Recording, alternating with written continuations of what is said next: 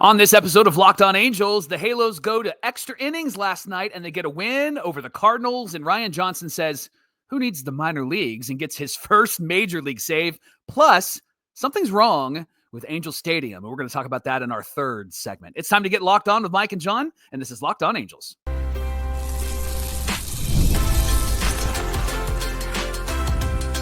You are Locked On Angels, your daily Los Angeles Angels podcast. Part of the Locked On Podcast Network, your team every day. Bringing the hype for our Halos. Thanks for making Locked On Angels your first listen of the day. You can find us anywhere you get your podcast, including Apple Podcasts, Spotify, and SiriusXM by searching Locked On Angels. And if you'd like to give back to the Super Halo Bros for all the Super Halo content, here's some things that you can do. Leave us a rate and a review on Apple Podcasts. If you're watching on YouTube, hit that thumbs up button. And if you're not subscribed already, please subscribe and become a Locked On everydayer. And whether you're watching or listening, come over to YouTube, leave a comment. It's one of the best ways to get in touch with us and be a part of the conversation. And this episode of Locked On Angels is brought to you by FanDuel. Right now, new customers can get $200 in bonus bets when your first $5 bet wins. Happy Tuesday to you, and thanks for being here for this episode of Locked On Angels, where it's your team every day. You've got the Frisch brothers here with you, a.k.a. the Super Halo Bros. My name is John, and that's my brother Mike. And my name is Mike, and that's my brother John. It's our fourth season here as the host of Locked On Angels. We're here 5 days a week, Monday through Friday, every single weekday,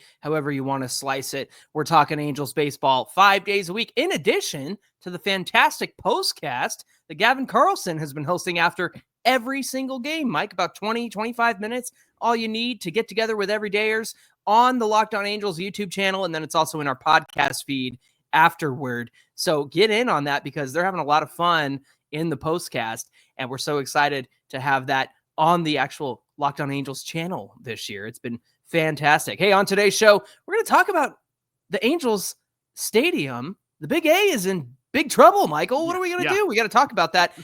And then we're going to get into Kyle Hendricks, his career versus the Cardinals, because he's going today. But first, let's recap how the game went last night. Yeah, same lineup as before. We have Kyren Paris in there, which is good news. And for last night, it was really good news. And so let's get to how the lineup did. Start with the top of the first. John Ward worked an 0-2 count to a 3-2 count, but then he struck out looking on a pitch that was close. Here's the good of that at bat. He saw a lot of pitches, but the bad is it happened a lot last night. You got to swing it.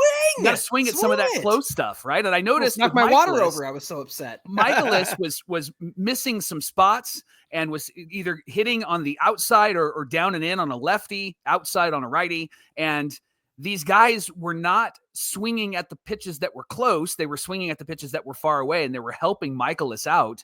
And so it was good that he went from 0-2 to 3-2, a lot of pitches in that first at bat, which is great for Taylor Ward. But the bad is man, there's some close pitches that these guys have to swing at, right? I've noticed that with Taylor Ward. You guys know I'm bullish on Taylor Ward, but homie, they're not going to throw it down the middle to you. You got to fight some pitches off and wait for the right one. And you can't sit fastball every single time. You're going to have to swing at something off speed, especially when it's right over the plate. So maybe it'll take some time for him to come around on that. But when he does, I imagine it's going to be very good for Taylor Ward. Nolan Shawnewell followed that at bat with a single to right, and he lifted the ball, Mike. What concept? It was 109.8 off the bat. He didn't hit a ball harder than 104.4 last year. And the previous hardest hit ball in the majors that he had was 105.9. Trout popped out to third base, and then Soler flew out to center field. Now, getting into Tyler Anderson on the mound, in the bottom of the first, he gave off a leadoff home run to Lars Nootbaar, an 0-2 changeup that stayed up, and he just crushed it. Anderson had one of your favorite kind of Tyler Anderson starts, Mike, where he threw 24 pitches in the first, ended up, I think, throwing 91 across 5 innings. It was that kind of start for Tyler Anderson. And look, he just could not locate last night. And that was something that in spring, he was like, I was just trying some things. But did you keep trying? Because we need you to locate better, bro, because there were so many 88-mile-an-hour fastballs over the heart of the plate. Fortunately, escapes with just 2 earned runs over those 5 innings. And the Angels had to really battle back, especially with the way the offense is struggling. Like you said yesterday, they don't leave any room for air for these pitchers. Right. And we were very lucky that Anderson didn't get hit as hard as he could have with all of those 88, 89 mile an hour fastballs right over the heart of the plate. Yeah, he gave up that second earned run in the bottom of the second inning. Brendan Donovan hit a home run, and it was a down and in sinker. Yeah, And I think that might be a misread from Okay. StatCast because I'm sure it was maybe a changeup, but some it you know how felt StatCast, more like a changeup. yeah, because Yeah. he don't throw a sinker. What are you talking about, StatCast? Right. However, it was the first time that he gave up 2 home runs to 2 lefty batters. Didn't do it at all last season. Wow. And so that's a bit concerning. He feels like 2023 Tyler Anderson. I know that he went 5 innings and only 2 earned runs, which was great, 3 earned runs. But I mean, the guy didn't look confident last night and was missing his spots. And you heard a lot of bad words after he was walking guys, right? Top 3, Kyren Paris leads off and he walks. Then he steals second base on the first pitch. Kevin Newman moves him over to third base, and then Ward hits a sac fly to score Kyren Paris. It made it 2-1 at that point. Productive outs. Yep. Let's go. I mean, if your offense is going to stink like it has the last couple of days, then at least they're making contact, moving runners over and getting productive outs. So happy to see Newman and Ward get Paris to score and for Paris to put himself into scoring position at second base. Great to see.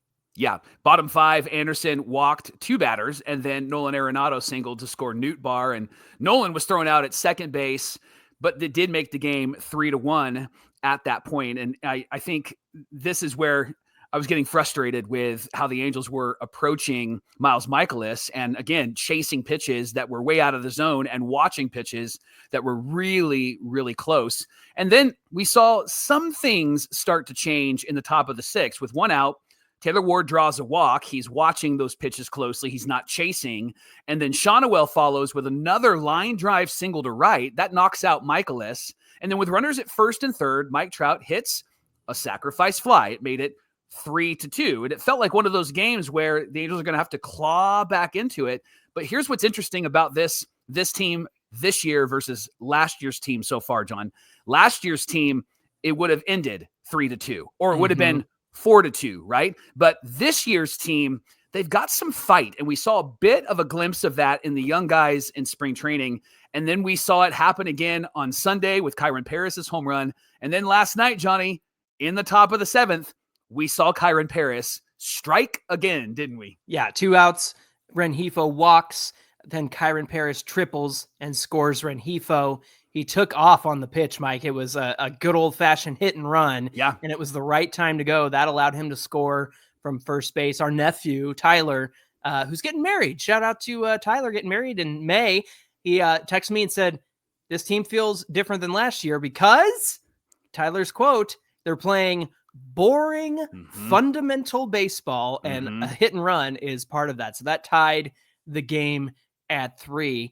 We will discuss Kyren Paris here at the end here because he has just made an impact in every game that he's been in so far. On the pitching side, Tyler Anderson did go 5, gave up 6 hits. Those 3 Ernie's, 2 of them were home runs, solo shots.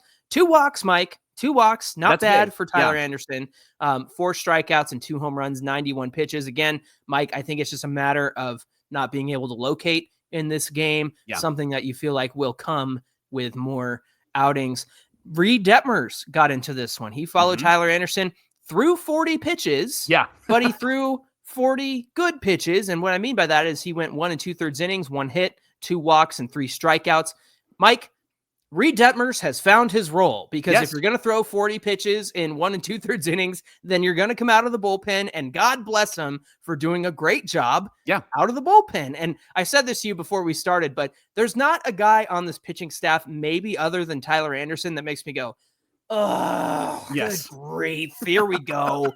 And that is, I haven't felt that since like the Weaver days. So that's how I feel about this pitching staff and what Reed Detmers was able to do. So he held it together for the Halos as they continued to try to take the lead. Yeah. So this is something that I noticed in this game, John.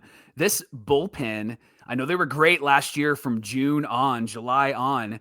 Man, they just look like they are not thrown by the situation. So Zephyr John comes in, follows Detmers. He gets Nolan Arenado to pop out to Nolan Shawnuel in the bottom of the 7th. Then we get to see Garrett McDaniels in this game. He enters in the bottom of the 8th, and he got squeezed. Right. Very tightly in the bottom of the 8th. He had strike 3 on Jordan Walker, but the ump missed that one, led to a single. Then Victor Scott singles. Then Barry Enright comes out, calms him down, and then McDaniels gets Mason Wynn to ground into a force out. Moncada snagged the ball at third base and looked marvelous over there. I've loved his defense so far. And this is where I put in the comment from our nephew, who also texted me, boring, fundamental baseball, because that's what this was, right? Yeah. And so good to see. We didn't get to do much in the top of the 9th. I did love, though, in the top of the 9th, Logan O'Hoppe arguing a ball that he struck out looking on. It did hit the bottom of the zone, but he turned around and said, my guy's got to get that call too, because just the inning prior, you're squeezing Garrett McDaniels. So I loved that he did that. Then Brock Bergjohn comes in. He faces Lars Nootbaar. Nootbaar singles. Wilson Contreras bunts him over. And then with 1 out, Luken Baker strikes out on a 98-mile-an-hour fastball. Arenado is intentionally walked. And then Pedro Pages flies out to right field. So Brock Burke and this bullpen came through for the Halos last night. Love seeing that Rengifo got to be the ghost runner at second to start the 10th because he was the last out. Kyren Paris leads off the inning with a walk. With 2 on, Kevin Newman attempts a bunt and moves the runners over to second and third. Arenado had a play at third, but couldn't grip the ball, so he ended up throwing to first. A nice little break there for the Halos. Taylor Ward gets intentionally walked after looking at ball 1. Nolan Shawnoel hits the ball to second. They throw home and don't get Rengifo. Right. Mike, I felt like that could have been a double play, and that was a really bad call. Was it Brendan Donovan who made that call? Because that was not a great call, but it made it 4-3 Angels. Trout hits one to center for a sac fly that Paris scores on, and then Nolan Shawnoel gets thrown out trying to tag up to second base. Guy, you're 27th in the league in percentile rankings in sprint speed. Don't try to tag up when Jorge Soler is coming up. Right. But fortunately, it was a 5-3 Angels lead. Ryan Johnson came in. Mike, I'm going to let you talk about Ryan Johnson because you said something to me that I love. So tell us how he did, and then tell us how you feel. So with 1 out, he gets Alex, I can't even say it, Burleson comes up and he singles. And then with runners at first and third, Victor Scott hits a sacrifice fly, but then Ryan Johnson gets Mason Wynn to strike out swinging and gets the save. So the Angels do win 5-4. They're 3-1 to start the season. And here's what I love about this. Ryan Johnson had that really great inning against the White Sox, and then he was brought back out, and he didn't have a great inning against the White Sox. Shouldn't have been brought back out. Shouldn't have been brought back out, right? And then he gets dumped on by everybody in baseball. I even had some knucklehead text me and decided to tell me, what are the Angels doing, right? And then there's some stupid video that couldn't pronounce Nolan Shawnoel's name right. He said Shannowell, and I turned the video off. Here's the reality, is that Ryan Johnson is the guy that we saw last night. And I know many of you are probably thinking, you're getting way too hyped, Mike. No, I'm not going to get way too hyped. And if I am getting way too hyped, it's because a lot of the fans of this team get way too negative way too quickly after just one game. Right. Ryan Johnson is a guy that we're going to be able to count on. And Ryan Johnson is a guy that owns the space that he's in. And his interview afterwards with Erica Weston, with Mike Trout standing next to him, was beautiful because you could tell he was hyped and excited, but he also wasn't overly emotional about it. He's like, this is baseball. I got to be a baseball player tonight. And that was really exciting. And he felt very much like Mike Trout in that moment. I want to hammer home what you just said. For as hyped and upset as people get for a bad inning like Ryan Johnson had, or an opening day loss, that quick, right? That quick, you're allowed to get hyped for how good he's doing. That quick. So if we're gonna tit for tat here, then that's what we're gonna do. And Mike, I like that you're riding the Ryan Johnson hype train, because that guy has deserved everything he's done. Gets his first big league save without sniffing the minor leagues. Mike, I ruined that line. I was so ready for it. Dang it. Listen, hey, Adele is ready to come back to play, but Kyren Paris has to be in this lineup. Yeah. If he's got to be up the middle, then so be it. Yeah. I don't care if Wash doesn't think that he's there yet with defensive decisions or what have you. You got to have Joe Adele and Kyren Paris in this lineup, because Kevin Newman, he's been great at defensively.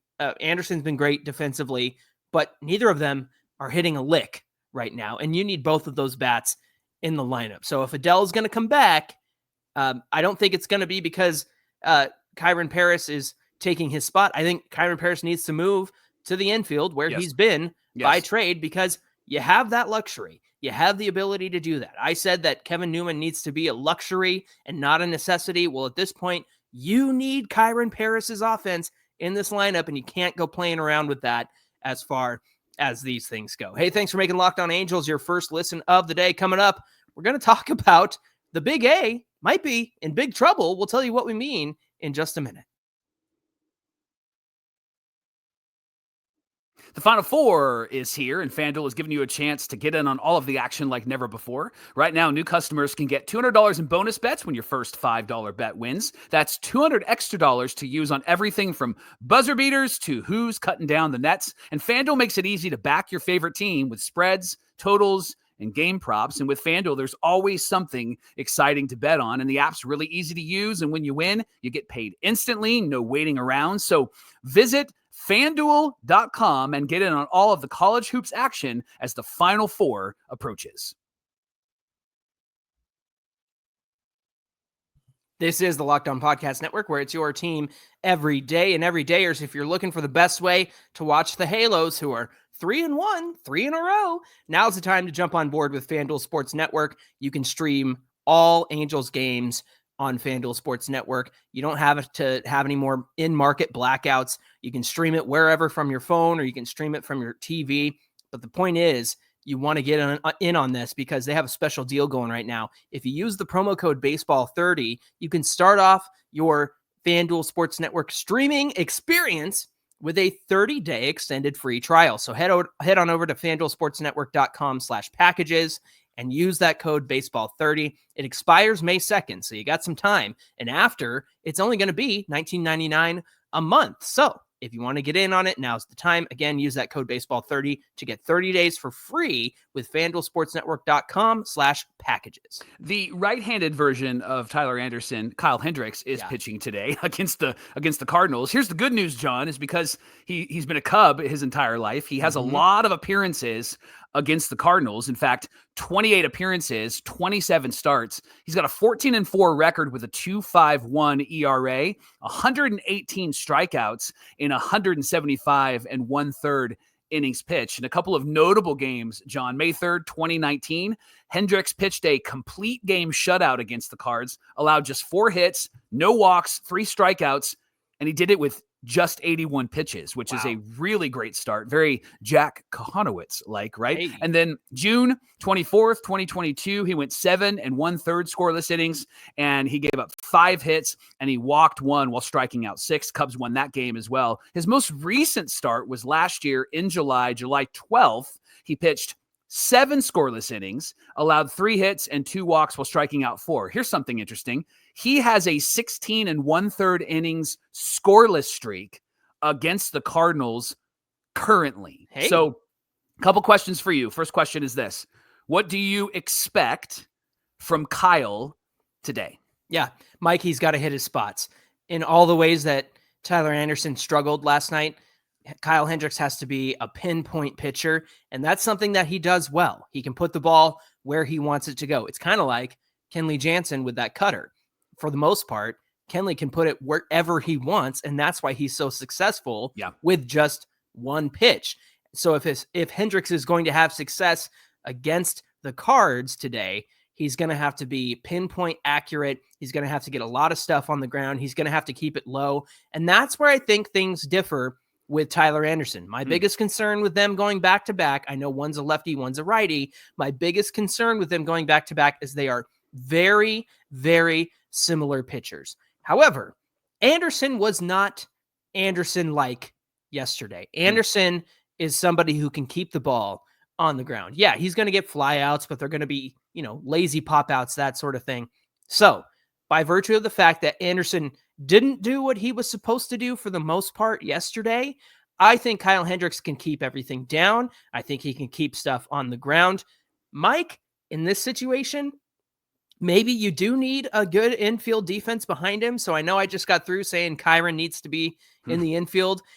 Maybe he needs to be back out in center, and you keep Joe Adell on the bench one more day so that you do have a solid defense up the middle for Kyle Hendricks, but we still haven't seen Paris in the infield in the majors this season yet. So perhaps the ability, his ability in the infield might be underrepresented. Maybe he'll be better than we think. But all of that to say, Hendricks has to keep things on the ground. He's got to keep stuff out of the air. He will have some fly balls, right? But they should be easy fly outs. I don't want to see anything hard hit. And I think as long as he, again, is pinpoint accurate, Hendricks is going to have success in this game tonight. Yeah. So if Kyren's in this game and they want Joe Adell in this game, do you think that there is a world where Kyren is in center field, Mike Trout gets the night off because he's been struggling offensively, although he's had 2 RBIs last night through sacrifice flies, which is great? Or do you put Joe Adell in right field? What do you think? Yeah, well, you have that ability, but I don't think you take Trout out of this lineup yet. I don't think you need to. I mean, they have a day off coming up on Thursday. I know it's a come home day, travel day, but the fact is you need Trout in there every day until you can't have him, right? And it's not as if he's wearing himself out in center field. He's actually done really well in right field. So with that said, I think if you're in a position where you can start Joe Adell and Kyren Paris, and Paris is in the infield, I don't know who you would want to put it short. I don't know if it's Rengifo at short and Paris at second, or you flip that around. You got to have Moncada at third because his defense over there has been fantastic. Moncada needs to show a little bit more patience at the plate. I know he was swinging at stuff he shouldn't be swinging at, and that's where he's had an advantage. He's taken walks, right? And so we like to see that from Yoan Moncada. So all of that to say, I think in this situation, you got to put your best offense forward, even at the expense of maybe a little bit of infield defense. And another thing that I think is going to be interesting about this game tonight, and Jeff Fletcher of the OC Register actually mentioned this, we could see Luis Rengifo in the second spot tonight because it's a lefty on the mound. So Rengifo would be batting from the right side. And I think that's something they want to see out of Luis Rengifo. If you are Ron Washington today, I always want to say Juan Washington. If you're Wash today, how are you handling this situation, Mike? Kyren Paris is in my starting lineup no matter what. 100%. And I don't think I move him from center field. Okay. I think I give Joe Adell another day off. Why not? Because there's no reason for Joe Adell to be in there. He's got kind of a cold bat. You put him in the game the next day. It's going to be an earlier game. It's going to be in the afternoon. Let him have a hit. And then you can play him all weekend long once the Angels get home and play the Guardians. But I think that you keep Kyren Paris in center field. You just can't move him around, and you can't take his bat out of this lineup because he is coming through when you need him to come through. If he's not in this lineup, the Angels don't have a 3-1 record, right? And they're finding themselves in a really terrible situation because they couldn't get other guys on base. And so Kyren has been able to come through when they've needed him in clutch moments, and that's what you want. So I don't take him out of this lineup. If I'm Ron, I'm keeping him in, and I'm giving Joe Adell an extra day off. Do you think it looks the same as it did yesterday, other than maybe Rengifo and Shawnuel swapped, and does Shawnuel bat fifth, sixth? What do you think? I think they'll probably move Shawnuel down. I think they're going to move him down. I think that what they do is I could see O'Hoppe taking a day off and having d'Arnaud in there just simply because it is Kyle Hendricks. And I think that they would want to have O'Hoppe play in the day game on Wednesday, and then he gets a day off, and then he can start Friday night. But I think because it's Kyle Hendricks, Travis d'Arnaud, a veteran battery, 2 guys that know what they need to do. Also, you had Tyler Anderson last night. You've got Kyle Hendricks, similar style. I think d'Arnaud can go, this is what they were seeing last night. Let's give them something different. And Kyle Hendricks is going to know how to do that. That's what happened with Jack Kohanowitz, and that's what made it successful. So that brings up a very interesting point. Who's behind the dish might affect who's on the mound. Even if they have similar looks, we might see somebody different behind the dish. So going to be an interesting approach to today's game, but let's hope that the Angels can pick up a win. The most recent series they had was back in May of 2024. The Angels won the final game of that series 7-2 on May 15th. And so hopefully they can continue the momentum against the Cardinals in today's game. Everydayers, get the supplies that you need from the site that's made for the skilled trades. It's supplyhouse.com. Whether you're into plumbing, HVAC, or electrical work, Supply House is the reliable way to order products online. Their easy-to-use website is packed with helpful resources and the latest product info to help you get the job done right. Plus, they've got a complete inventory of over 200,000 parts from over 400 top brands. You're going to find exactly what you need delivered fast, coast to coast. If you need help with an order, they have expert support and industry-leading service, so you can always talk to a real person every single time. And if you're a trade pro, you can get an extra edge. They have a free trade master program. It offers exclusive perks like a dedicated phone line, free shipping, and discounts on every order. Thousands of skilled professionals are already taking advantage of this, so what are you waiting for? It's your turn. Join the trade master program by starting on this website, supplyhouse.com/TM. You can order HVAC, plumbing, and electrical supplies with just a few clicks. And then when you're checking out, use this promo code SH5. You're going to get 5% off your first order. It's all at supplyhouse.com. Mike, a couple of differing reports have come out about the Big A. And I keep saying it, the Big A seems like it's in big trouble. What's going on with the Big A? Yeah, so there were two reports that came out, reported on by KTLA and then also reported on from the LA Times.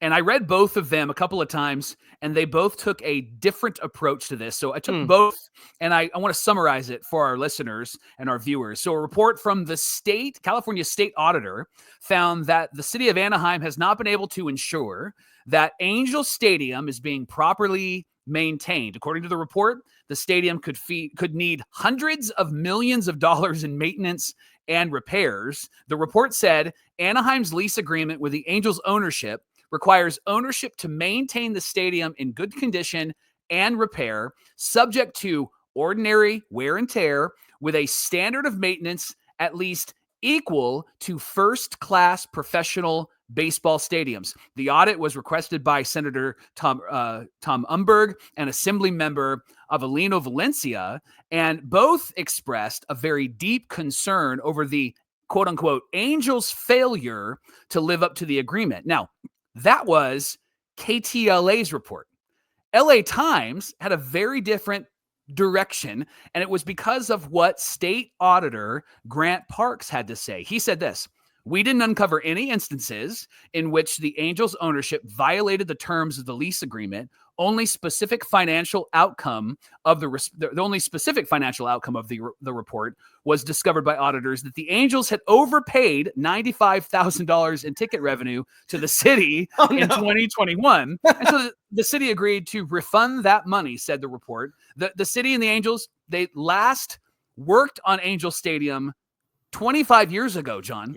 Yeah. And in 2023, they had not formally inspected the stadium to assess its condition until actually 2023. And then this is the most recent report from this year. So the report also found that from 1996 to March of 2025, Anaheim received a total of $30.6 million in revenue from the Angels.